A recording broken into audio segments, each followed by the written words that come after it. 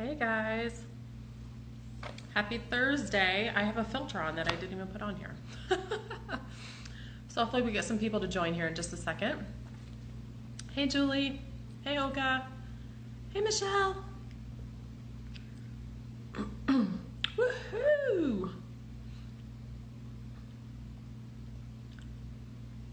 So I'm gonna wait just a minute here. Thank you, I just got my hair done.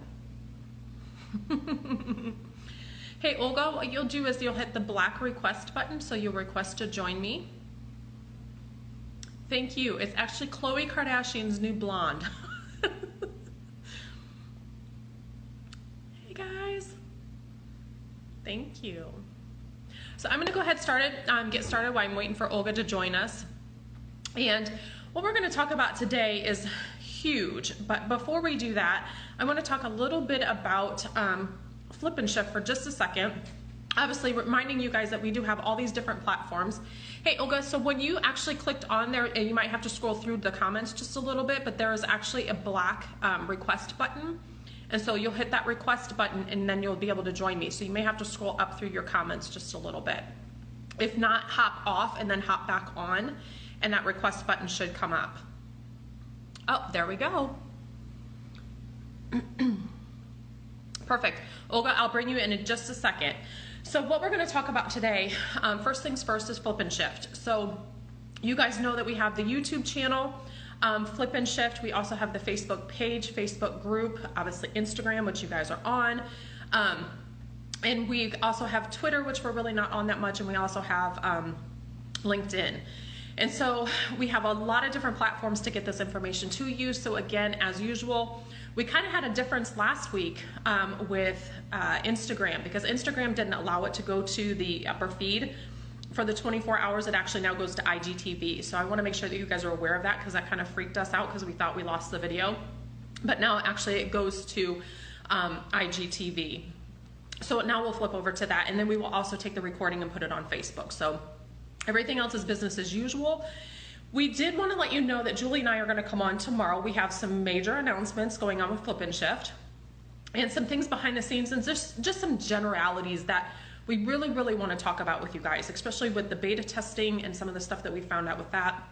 But it's a lot of information that we cannot compile into today. So if you'd like to see that, we're going to do that tomorrow, and we'll let you guys know the time for that.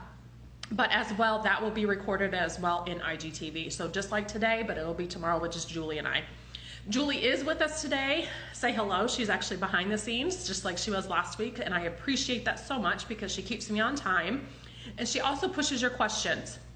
And so today, it's kind of the same format as like usual, is I'll bring Olga on and we're going to talk about a series of things today. And then towards the end, we'll have that 15-20 minutes for kind of question and answer. And I know, be patient with us. Sometimes we kind of run into that time frame, but we just have so much information we try to get to you guys within this hour. So bear with us. We'll work through that. But let's go ahead and bring Olga on.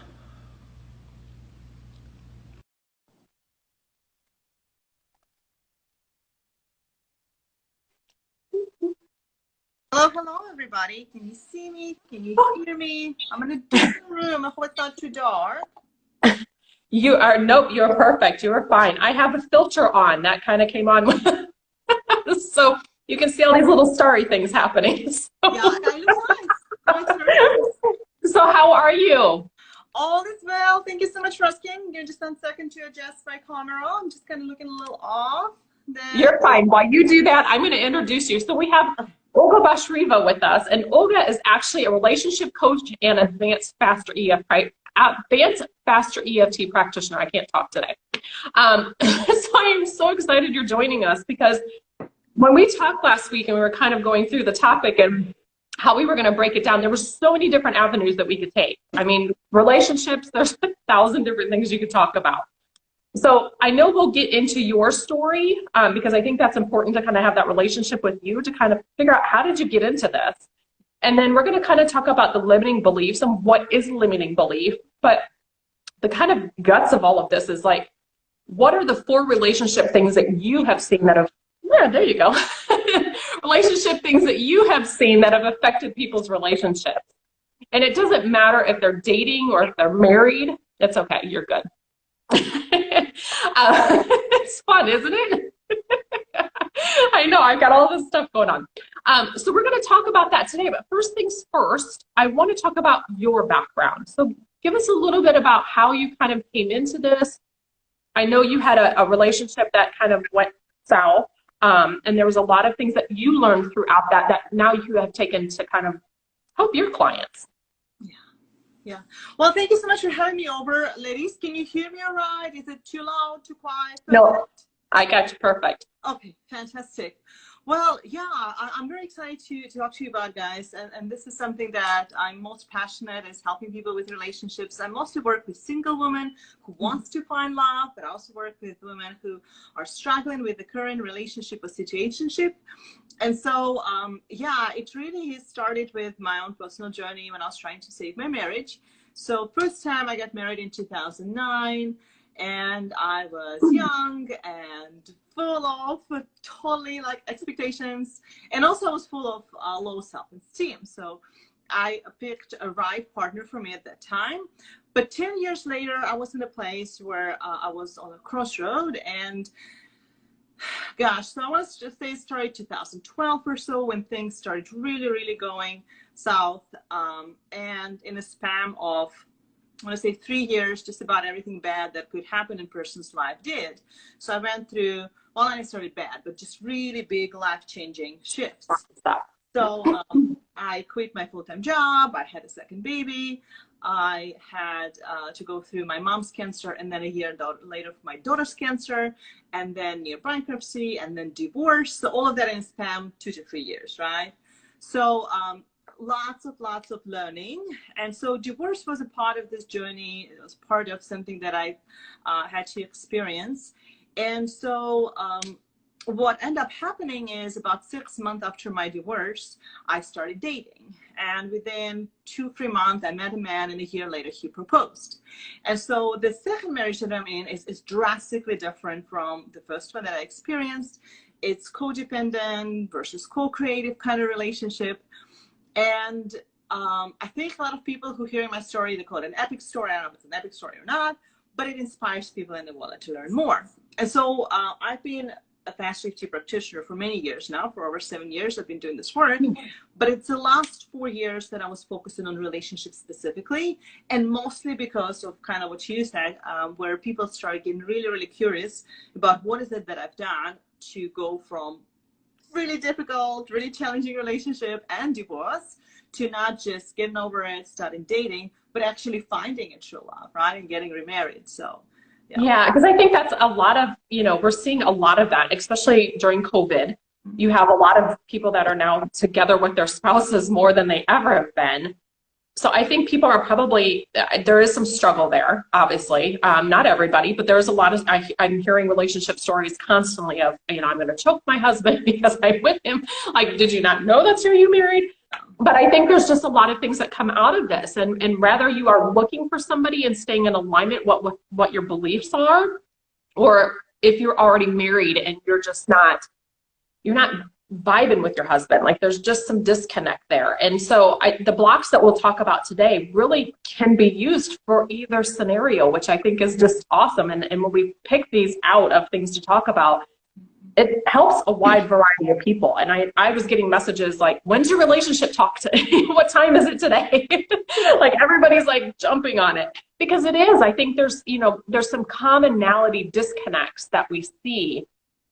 And I know you specifically, now that you've kind of niched into this arena, is that you kind of see these things, these patterns over and over again. And we'll talk about those here in just a second. But I think it's amazing that you offer this to people to help, because it can help every facet of your life, just not your relationship. Exactly. Yeah. Everything. And the reason why I like to work with relationships the most is they're like a prism that we see our life through, right? So like when you improve your relationship, like your whole life improve. And it starts within your home, it starts within your house. And I've been in a place where I try to build my business and grow my business and do so many other things to change the world and help others and help the world. And I was in a very stuck place. And it was kind of like, imagine taking a bowl, like a beach bowl, and trying to hold it under the water. It takes a lot of energy, right? Now you let it go, it pops out. That's a different level. And so that's what's happening when you are ignore your personal things, ignore your personal life. And up to this day, I see a lot of women who try to build the business and grow the business and do all these other things to change the world. And they are putting the love life on the back burner. Yeah. And I think that's, you know, Julie and I had this talk earlier. It's, you have to find that balance of nurturing your relationship, nurturing yourself and nurturing your soul, so then you can be a better co-partner instead of that codependent relationship. And I think that is hugely missed in a lot of relationships, that it should be a co-partnership and not a codependency. And I think that first and foremost is a brilliant thing that you said, because I think a lot of people miss that. So I guess one of the things that we should talk about is like, what are limiting beliefs? Because what are these blocks? This is what people say all the time. Oh, you have this limiting belief. Like, what is that? Well, here's the thing. I think most people who are stepping on this journey is trying to struggle, either finding a new partner in a current relationship, they're starting to realize that there is something behind the scene that kind of sort of holding them back. And so whether you call them limiting beliefs or blocks or subconscious fears or patterns, right? It's really the same term for something that we are subconsciously bringing into our life and repeating. And so many people will ask me, well, how do you know that you have those limiting beliefs? Maybe I don't have any, right? Maybe it's just not my time to meet a right partner, or maybe I'm just not lucky, or whatever the things are.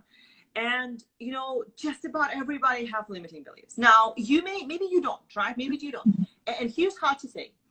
Now, if you are happy in an area of your life, you probably don't have limiting beliefs there, right? But if you are struggling, or if you're unhappy in a certain area of your life, there is something there to uncover. So you are happy, right? Like, we all have this birthright to have thriving relationships and to be loved and accepted. And, unfortunately, this is, kind of like really is the biggest belief, right? I'm not good enough, or I'm not worthy. And so I'm kind of jumping into this a little bit. But one of the questions that I get asked a lot, how do you know that you have one? So if you're not happy in an area of your life, start getting curious, start asking questions, because the chances are there is a belief there behind the scene that drives it, right? And so I know you guys heard that like 96% of all the decisions that we make are made by the subconscious mind. And so it's very, very crucial to start having this conversation, to get curious about what are the beliefs and where are they hidden, and what is it that I really believe in, right? Do I believe that I'm just not worthy of receiving love? Do I believe that there is no man out there who will love me as I am? I need to change everything. I need to fix myself first, right? So it's actually one of the beliefs I was talking with a client this morning. And then another belief that came up this week particularly, so interesting. I wonder how many other people have that. If I'm happy in my intimate relationship, then I'm mean towards somebody. Somebody's going to get jealous. Somebody's going to get upset. Somebody's not going to want to be my friend anymore. I was like pulling my hair out. I was like, how are you doing this? And I had a few sessions with this lady, and it just came out after, a few weeks of us coaching together. It's so funny because I see that belief too. And I also see, I'm going to push you and hurt you before you can hurt me. That's another big one I've seen. A huge one. Absolutely. It's like this, never again will I get hurt, right? Push you away before you can hurt me. It's a common theme I've seen a lot. Absolutely. Especially for men, I think. And so what happens, I think there's a song by Demi Lovato, Heart Attack, if you guys heard it. Yes. She talks about this dynamic. She talks about, I'm totally fine if we just, flirty, I'm in a distance, but the second you get closer, I'm not going to do it because I'm going to have a heart attack, right? And so today is the good news for you ladies or gentlemen, whoever's listening to this. Because, generally speaking, there is no medicine for heartache, right? There is no medicine for emotional pain. Like if you have a pain in your leg or the back, you're going to give you a prescription. But for emotional pain, I guess you can get antidepressants, but they really don't take pain away, right? Right. And so EFT or tapping is an amazing tool that helps you feel your emotions, process your emotions, be present with your emotions without experiencing too much of a pain, right? And almost kind of traumatizing yourself. So I'm very excited to talk about that. Yeah, because I think a lot of this is that, people don't understand, and what we've tried to tell people even throughout our practitioner sessions is that a lot of this stuff is running in the background. like a lot of these beliefs are running in the background, and we're getting ready to talk about some of the most popular ones, but these are ones that just sit back here and they just kind of peek their head out every so often. And then when you get into a relationship, it's like, yeah, I'm going to sabotage this. And it's things that we believe, and a lot of it's from our childhood. And this is what we keep saying with the practitioners that we have coming on, is that a lot of this is work that has happened prior to your relationship. Your relationship is a lot of times the straw that broke the camel's back. And it's just a subset of everything that you have culminated together, and it's just now exploded, and you just see it like head on.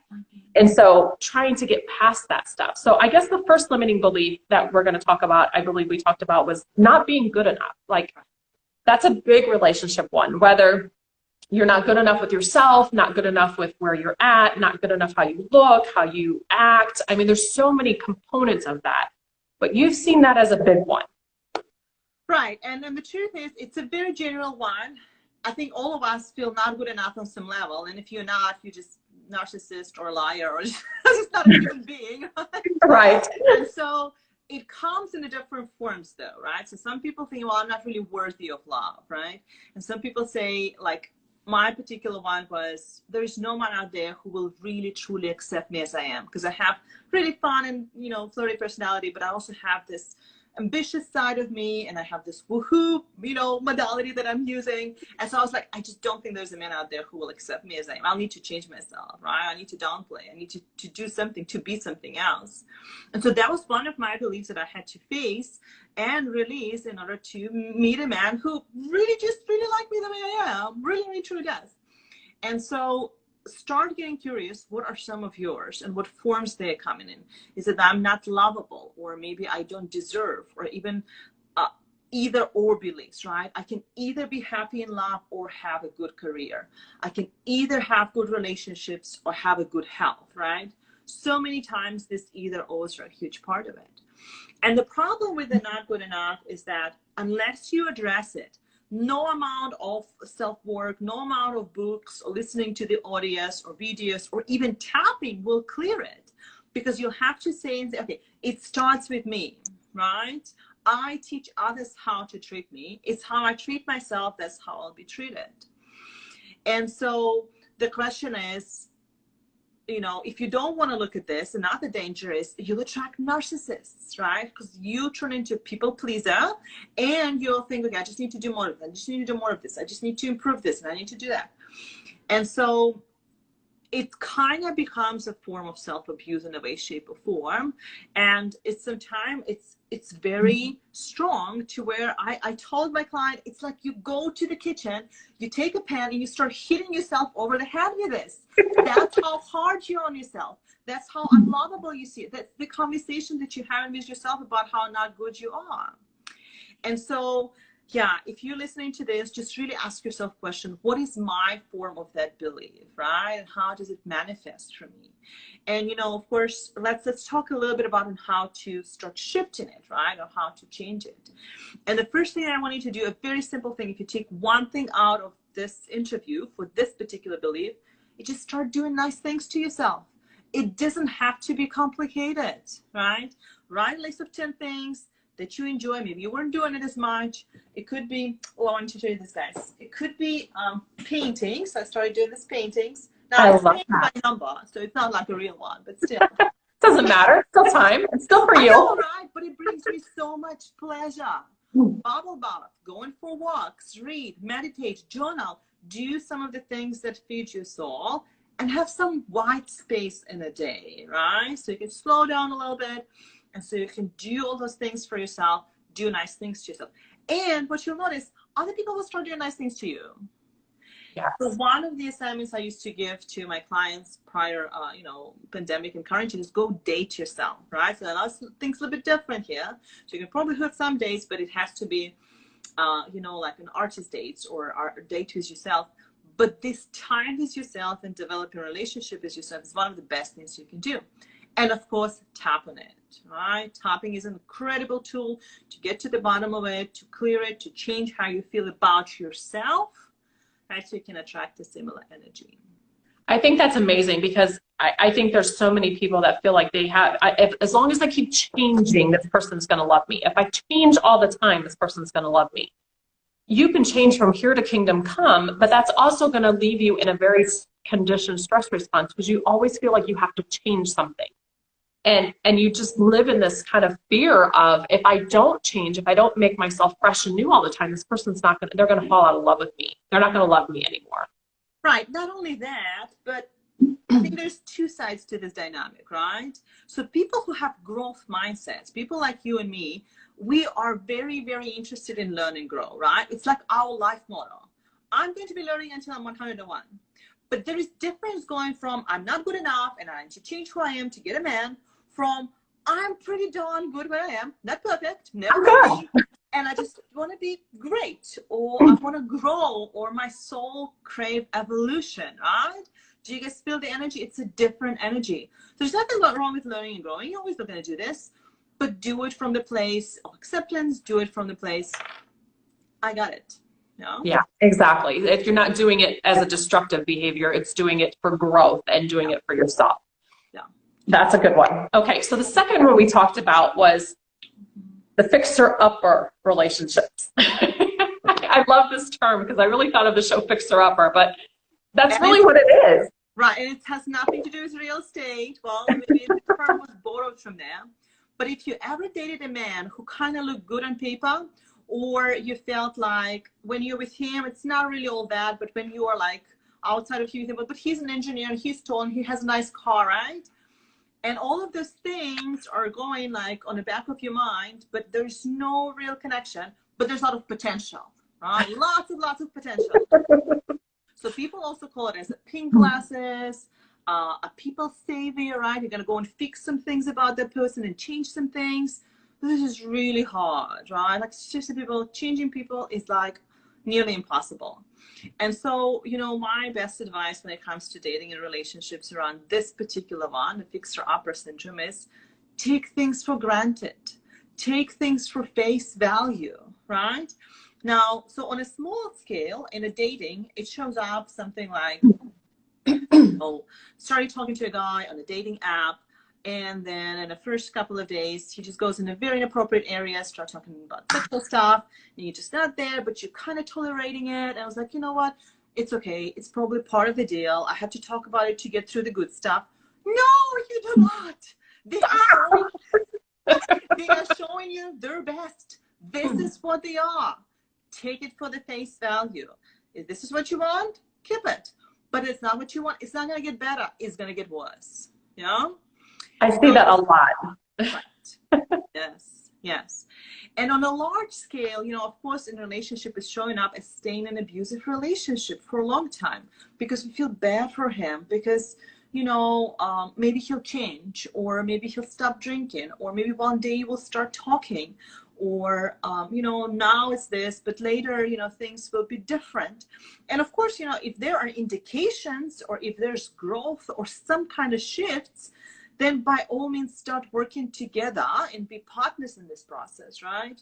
But if you're feeling you're the only one who's pulling the weight and you're the only one who's doing the work and you're growing like this and he's growing like that, there is a disconnect that's happening and the gap is growing, right? And so be aware of the syndrome. And so, you know, the best thing you can do here is take things for granted and just honestly ask yourself, what am I sugarcoating here? Right? What am I sugarcoating? I think, and people have to take a hard look at themselves too. I mean, this is a hard reality, especially fixer-upper, because you want to see the best in people, and I think it's usually the people that really want to see the best in people. And like, oh, they have such good qualities, but man, you know, and I think they just want to ride that wave. And I think it goes back to not being good enough. I think there's that level, that underlying belief of not being good enough. And now they want to fix somebody because then they congratulate themselves and say, I did it. Oh, yeah, but totally. It doesn't always happen. Yeah, for many years, I was trying to fix my husband. I was trying so hard to work on him and fix him and help him. And it's not until I went inside, I said, okay, what is in me that's creating this? How am I attracting the kind of partner who makes me feel guilty? Guilty is my favorite pattern. That's how. It's not until I changed that, I feel guilty pattern, that I was able to attract more conscious partner. And here's the truth. If you think that your pattern's going to completely go away, And, you know, once you find a perfect for you man, everything's going to be like, you know, unicorns and whatever. That's just not true. Your fears and your relationship beliefs still will linger. They're no longer going to drive the bus, right? But just make total peace with them. So like now, me and Ernie, you know, there are days when I just do something wrong. And I say, I'm so sorry, baby. I'm so sorry, baby. And he looked at me and he was like, feeling guilty, aren't we? I was like, oh, you know me too well, right? But we can laugh about it and we can be honest about it, right? So, yeah. But that's that part of that relationship that you've cultivated, that part, yeah, that co-creative, absolutely. And it's not that codependent. I actually just wrote a blog about it, guys. So if you go to olgafixerupper.com/blog, I'm posting it today or tomorrow. So this is a brand new blog and it talks about this very dynamic, co-creative versus codependent. So go check it out. I love that. I love that. Okay, so let's get on with the next one. I think this is another big one, is marrying a parent syndrome.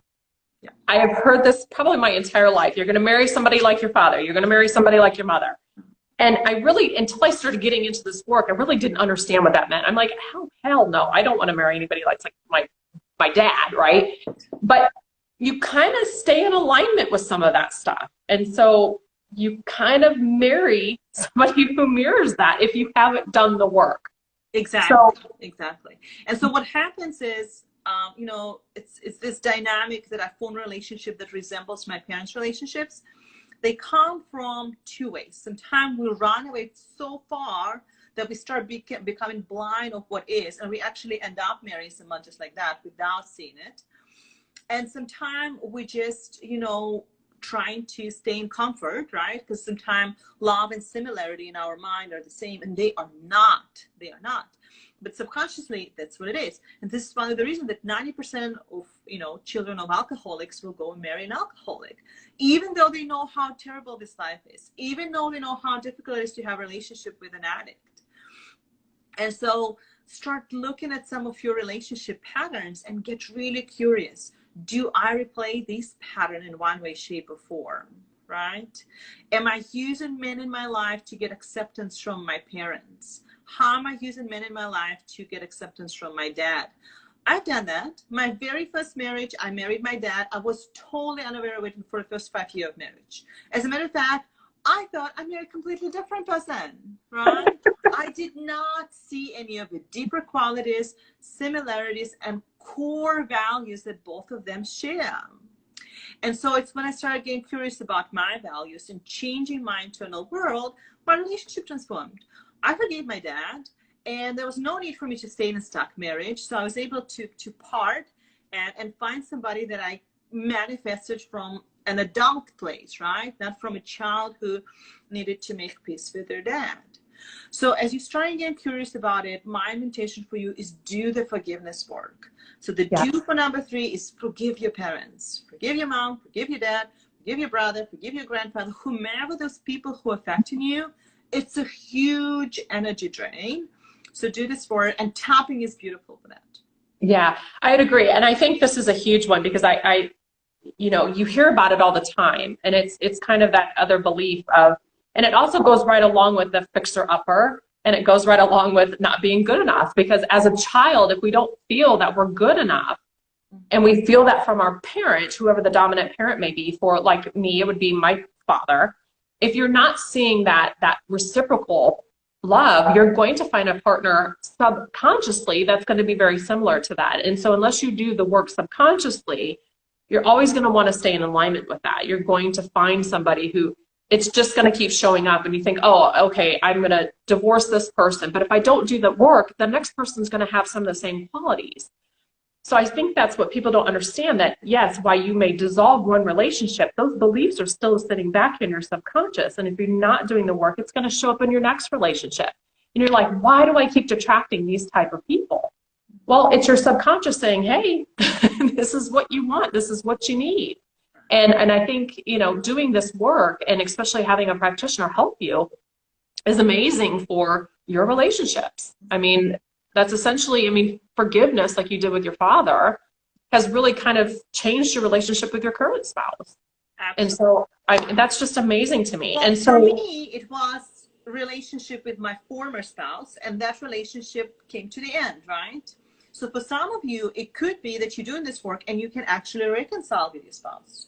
The bottom line, you don't have to worry about if you need to get a divorce, or if you need to stay together. Just get in alignment with yourself, right? Because as you do, your partner either will meet you here or your relationship will run its course. One of these things will happen organically. I'm not saying there's no pain in that. There is some, and thanks God for tapping, right? We can now heal that pain and move on. But it really is the rite of passage. Okay, I love that. And the last limiting belief we'll talk about, because then we'll have a quick tapping session here in a minute, is the upper limit, sabotaging when things are good, and then not allowing when things are bad, that you're waiting for that shoe to drop. So I think this is a huge one for a lot. I know sometimes I'm like, I'm going along, I'm cruising along. I'm like, great, when's something going to happen? Because this is just way too good. Like, you're just waiting for that to happen. So I tapped on that belief with a client 2 days ago. And by the way, if you guys listening to this interview and you haven't read book, The Big Leap by Gay Hendricks, drop everything and go get that book now. And so this book talks about the dynamic of upper limit problem, but he's not the only one who talks about it. So Marcy Shimoff call it your internal thermostat. Tony Robbins talk about it as your upper, like ceiling, right? Glass ceiling. So it's a very, very important concept in the developing world. It's important to understand it. And yes, we do tend to sabotage ourselves in one way, shape, or form.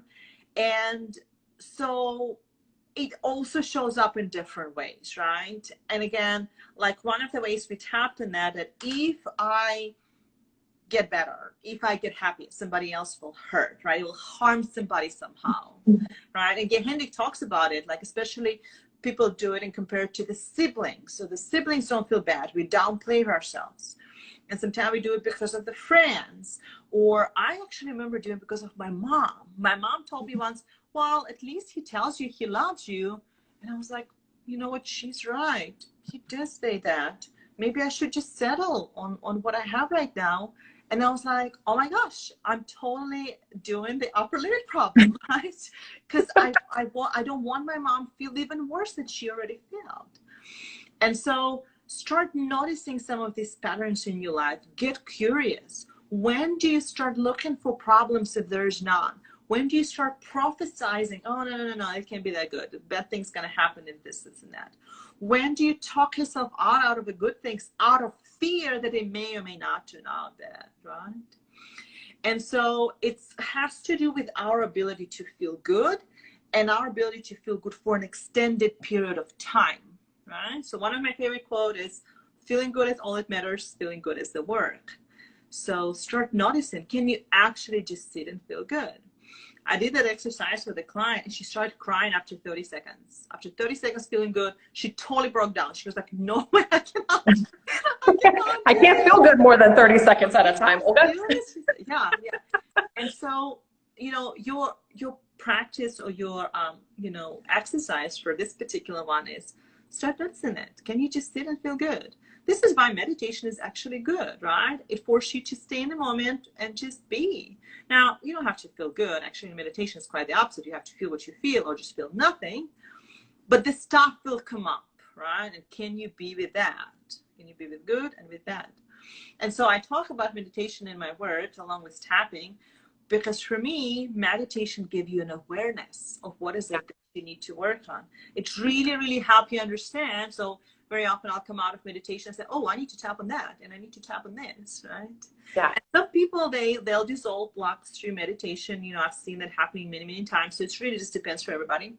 I think you need to sit for at least an hour to 2 hours for things to dissolve. And I'm kind of like, let's get it done kind of person. I know how to fix this. Let's go. I don't have time for this. I gotta go. Yeah. I love that. Right, so practice feeling good, do it for an extended period of time, start questioning when you start getting nervous or worried, right? Because worry is a prayer for chaos. I think it's important, especially important in this time, in this world, because there's so many ththings happening in the world, and we'll pick up all these energies, right, and start worrying about them, start watching news, and we'll start predicting things to get worse. And so, yeah, the upper limit problem is really, really, as a matter of fact, Gay Hendricks said, that's the only problem that you need to resolve to have happy relationship. If you can feel good for an extended period of time, if you can maintain that level of congruency, you can do it with a partner, and you'll attract a partner who has similar capacity, right? Well, I appreciate these beliefs going through these because they're all fixable. I think that's the most important thing of all of this is you can work on this. You're not just destined to just sit here in a stuck place. And that's part of the reason why I'm so glad you decided to do this interview with us, is because these are commonalities. And I think the people that are going to be watching this and watching it now, they see some of those things. Oh yeah, I did feel like that. Or, oh yeah, I mean, the one of not being good enough. A lot of us have felt like that in our relationships.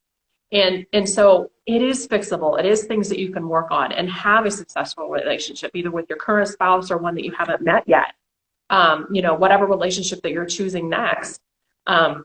I think that's so important. One thing I did want to talk about and ask you is there anything that we could tap on? Because I know we've been working on tapping with our clients, and we have about roughly 10 minutes or so before we start the Q&A.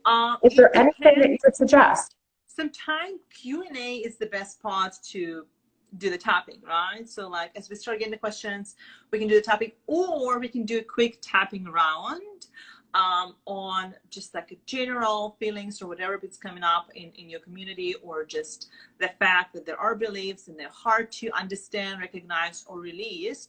We can do a general round of tapping on that, or if you have specific questions, we can address that together, whatever you prefer. Let's do like a quick tapping round, and then as that happens, hopefully we'll get some more questions, because I know I think a lot of people just have questions overall. Yes. And so let's kind of do a quick round of tapping, and then we'll get to those, because I think this is so important that it is fixable. You can work through these emotions. You can do these things. Yeah, awesome.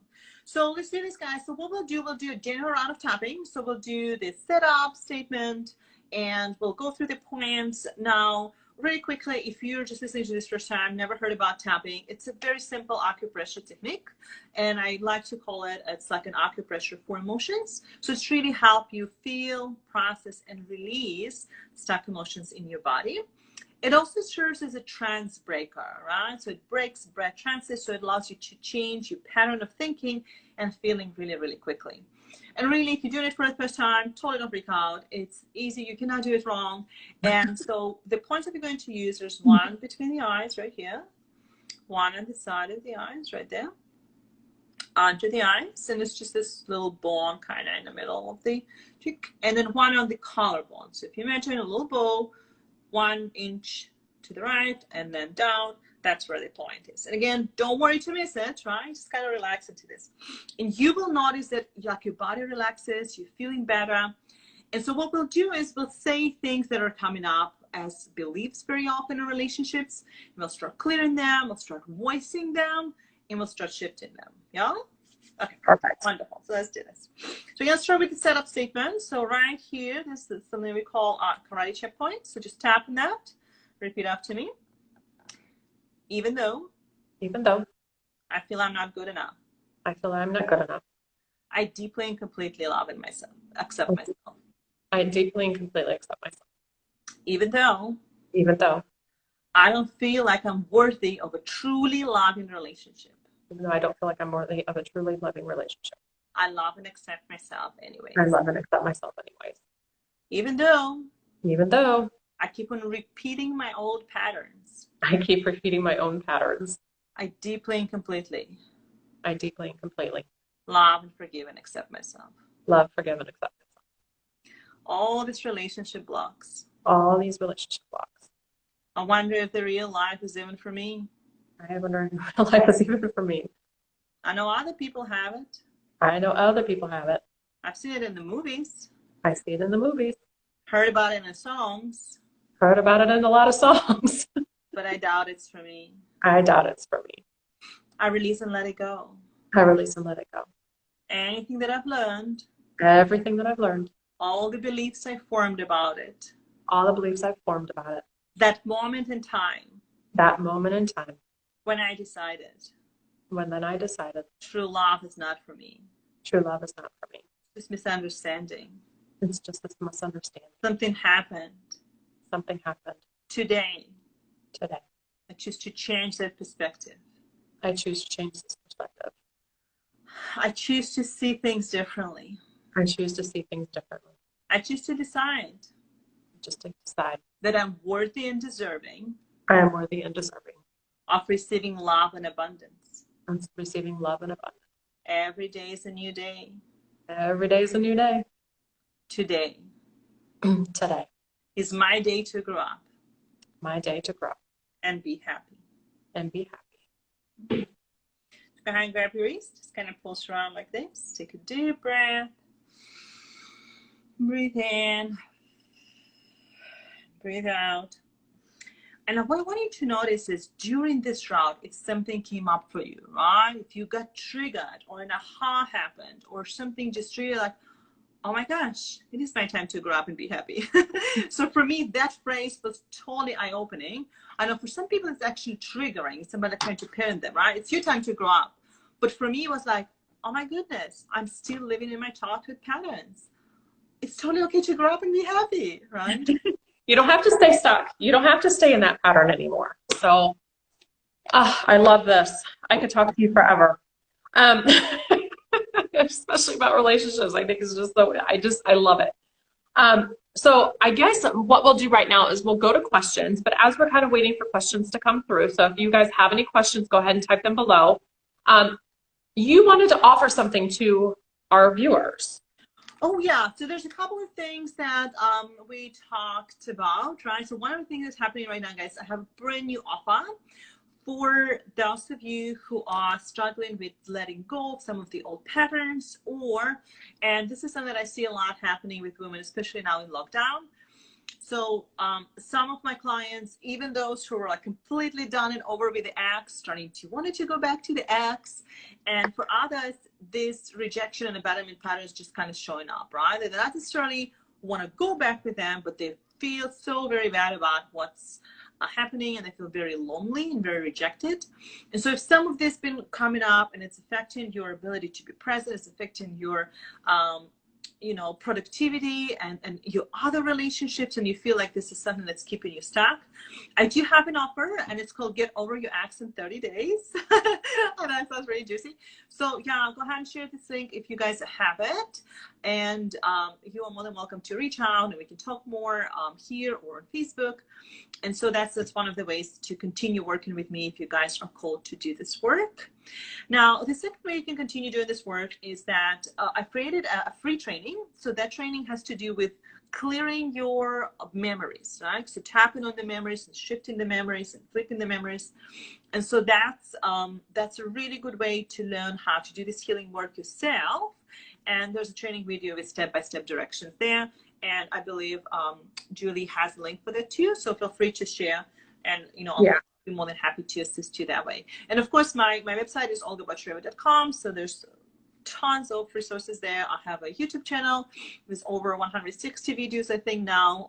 Lots of that tapping relationship, right? So my favorite topic. So come check it out, guys. I'll be happy to be of service. Perfect. And that Get Over Your Ex in 30 Days, that is a workshop, because I will make sure we post that. That is a paid offer. This is an opportunity to work with me in a short term, which I usually don't do. I usually work with people over 4 to 5 months. But right now, that's the need that kind of came up among my community. So you have an opportunity to work with me one-on-one for 1 month. Wonderful. And you have sessions and access to me and things like that. So everything, all the descriptions and all the details are in that link. Wonderful. And you have some training videos on your Facebook. You have them on YouTube. You have them on website. So they're kind of all over the place, but there's a whole list of them and it's Olga Batreva for your YouTube channel too, isn't it? Yes. Yeah. There's a YouTube channel. If you Google my first last name, there's only one of me. So you'll find it right there. I'm the original one. That's awesome. So, and I want to make sure we'll get all of that stuff put in the details when I re-record this bit or put the video on Facebook as well. One question that came up that Julie asked, and I think is a good one, online dating. Like, how do you start putting yourself out there? Like, what do you have any advice for anybody who's going into the online dating scene? We talked about those fixer-uppers. Everybody looks good on paper until you see them in person. Like, how do you kind of start to disseminate through some of that stuff? Do you have any tips for anybody? I have so much to say on that. So let's let's see if we can narrow it down to a few things for you to get started. So just to confirm, the question is, how do you start online dating, or how do you do online dating in this world? What was specifically asked? I guess it was more or less like, how do you start putting yourself out there? Like, how do you kind of get into that mindset of finding a partner, sifting through swipe left, swipe right, that so type a of few stuff. things. Let's talk about the less practical and more practical aspects, right? So the aspect that I want you to really, really consider and focus on when you start online dating is understanding that 80% of your success in love and relationship have nothing to do with online dating, right? 80% of it, it's your mindset, it's your beliefs, it's your inner work. So if you understand that, you're going to have a really good time online dating. So that's my number one advice. Not very tangible, not very practical, but believe me, it's the game changer. So focus on that, do your inner work. Now let's talk about practical aspects of it. So the first thing that I recommend to my clients is, when you do put your picture there, make sure that it's visible, because sometimes we play small and it's dark and you cannot see the face, or it's just 10 years ago or something like that. Right. Put a good picture of you. People like people attracted to people like zebras by the stripe of colors, by the pattern of colors. People are attracted to people by the face. And if you think, by the way, that you don't have a pretty face, I'm going to question that, because pretty is a different thing for everybody, right? Like, some people see one person is pretty, the other one is not, and you don't even know why. So don't question it, just show up as you are. The second thing that I say is, do write a description of who you are and what you want, and be as open, as authentic as possible. Like, if somebody would peek into your window, what would you say about yourself? So I said something, I'm a mom of two, I'm a former math teacher, and I am a relationship coach now. And in my, evenings, I jump in the trampoline with kids and like going on bike rides. And on the weekend, I like to sink in my teeth into, like, book and Panera bread. Now, of course, I don't want Panera bread. I do it in the park sometime, right? Right. And so just really show up and give them a taste of who you are. Now, the third tip, that is a practical one, and I'll stop here, has to do with, don't talk about what you don't want. Please, I'm going to say it again. Don't talk about what you don't want. So We say that all the time. I don't want somebody who's interested in one night stand. I don't want people who are liars. I don't want who are non-Christians. Don't talk about that. Subconscious mind does not know word not. The second you put in this energy there, you attract it. Don't think about big pink elephant. Don't think about big pink elephant. All right? The classic. And so be mindful of the energy that you're putting out there, because you will attract somebody who is attracted to this energy. So when Ernie found me online, and we met on this tiny website, it's called Zusk. Nobody even go there. I think the whole website was created just to bring us together. So anyways, on that Zusk place, he said, Olga, you were like the only woman who has some essence or some, like, value in your post. You talked about yourself, and not just, that you are a God-loving mother, which is nothing wrong with that. I am a God-loving mother. But just, just be yourself. Seriously. I love that. I love that. Yeah, I hope it helpful, but this is just like a little thing to get started. But man, I love this topic. No, I love that. Okay, so we've got another question. At first, it was not feeling good enough in my relationship, and now it's anger for what they did. How do I deal with feeling like they don't deserve you, like deserve me? So how do you respond to that? It's very simple, actually. If they don't love, appreciate, or value you, they don't deserve you. Let them go and find somebody with a better taste who will.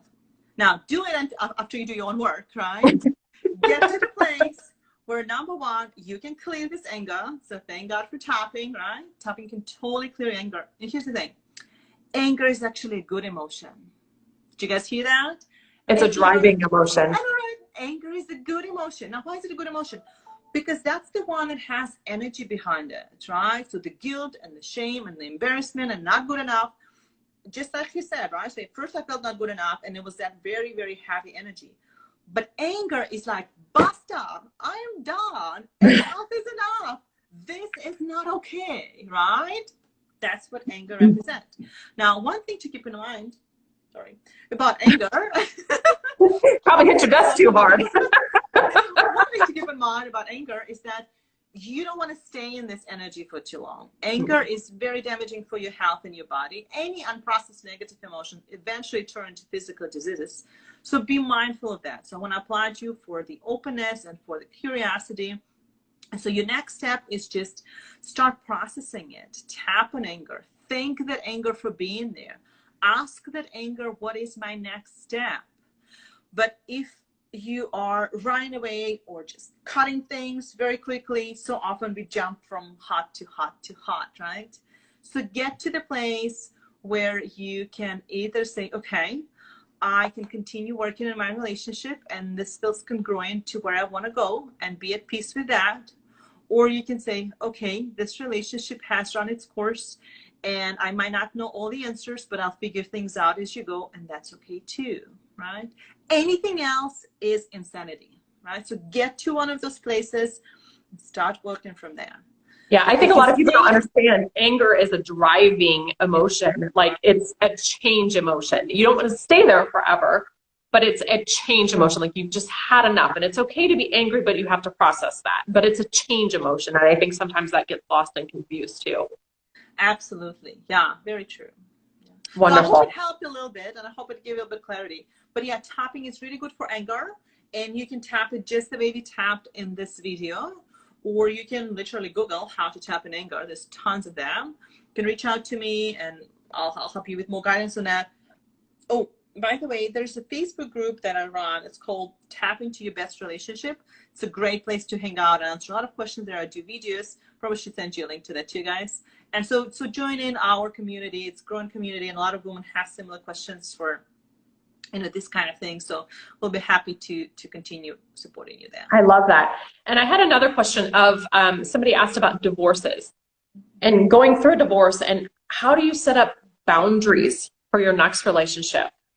I think that's another big one. Yeah, divorces suck. It's never a good time. Not for everybody. Not for everybody. Some people are happy about it. They do have divorce parties. Don't get me wrong. Right. So I did. I had divorce party. Some people also have very like peaceful, and they don't even call it breakup. They call it uncoupling, right? Conscious uncoupling, which is a really good course. Look it up as well if you're going through divorce school. I think that. Right. There's a book, but there's a 5-day free course.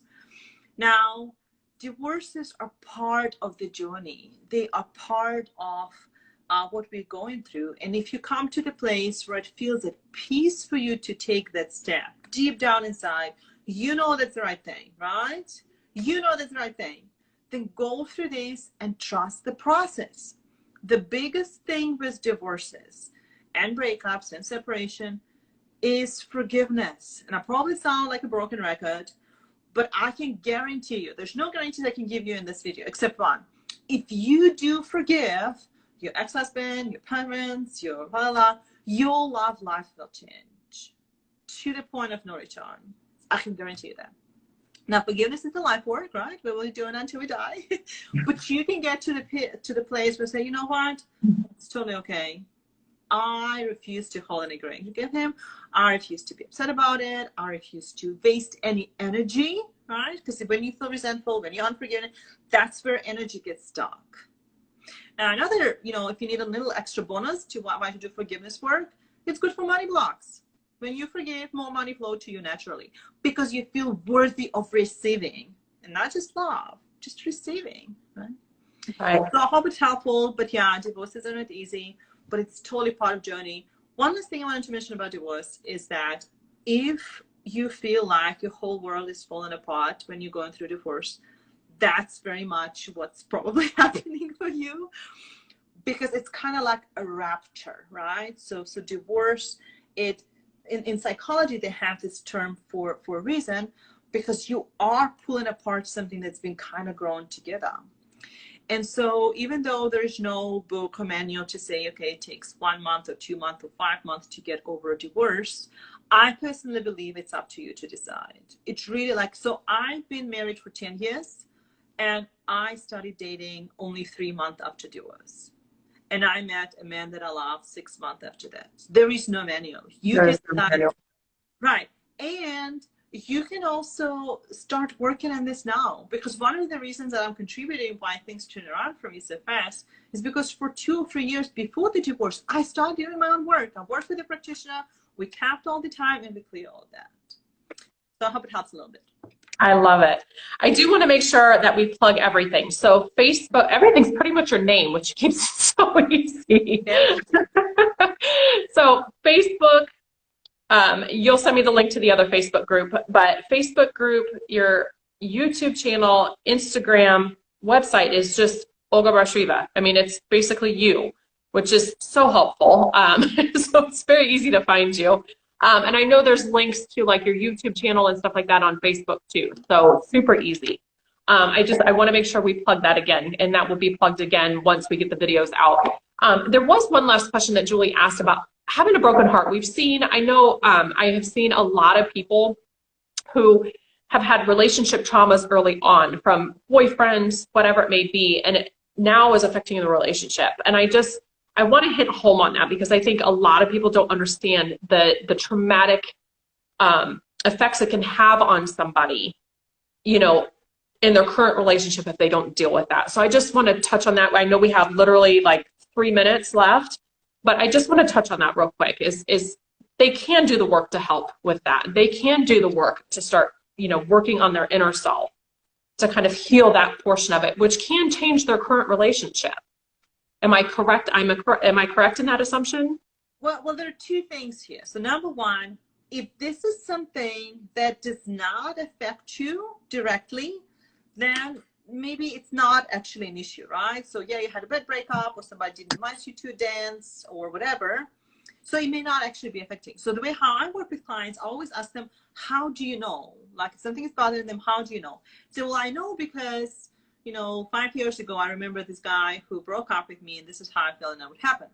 Bingo. So if that comes up as part of this dynamic, then yes, tap on it. But no, you don't have to tap on everything that if you peed on yourself in 2nd grade and you got embarrassed and everybody laughed, but it doesn't bother you, maybe you don't have to tap on it. Now, yeah, this is my personal belief, right? But I like doing threading, kind of like see what's there and then uncover it and release, uncover it and release. If you start going to all the relationships at the same time, sometimes it feels overwhelming, right? So do one at a time. Go to the first one or to the worst one. Use the tapping video that we discussed and then that you guys are going to share to tap on this and just release it. I love it. Well, I just have to say thank you because this was, the hour goes fast for one thing. We literally have like 90 seconds. So the hour goes fast, but we covered a lot of stuff. So I will make sure that we have everything listed so everybody can find you, but I may have to call you for a session just to make sure. I'm like, I love this stuff, even just to talk about it, because it's amazing stuff. And not that I have a lot of issues with my relationship, but just on a level that I could help other people. I mean, just learning about this stuff, because I think we all have this stuff. So I just appreciate you so much, and thank you so much for your time. I do want to let everybody know tomorrow, Julie and I will be back on Instagram. So we'll be doing a live tomorrow at 9 a.m. Central Standard Time, 10 a.m. Eastern Standard Time tomorrow. It's about flip and shift stuff. But this interview is going to be up on IGTV. That has changed from the last time. So IGTV, and then we will flip and put everything out on Facebook as well. And then we will send copies for you as well to post on your pages. So I thank you as we're like running out of breath trying to get everything in here. So thank you so much. I absolutely love you to death. Thank you so very much. And I think our viewers got a lot out of this. So thank you so much. Yeah. It was really great, and Julie was doing fantastic work behind the scenes, so I want to thank her too. I know, I love her. Yeah. She's keeping me on track. Right, you guys try to talk to you. We do, we really do, but we want to make sure that we get everything in there. So thank you so much, and hopefully we'll get a chance to do this again. Fantastic. All right, bye-bye, everybody. Thank you, bye-bye. See ya.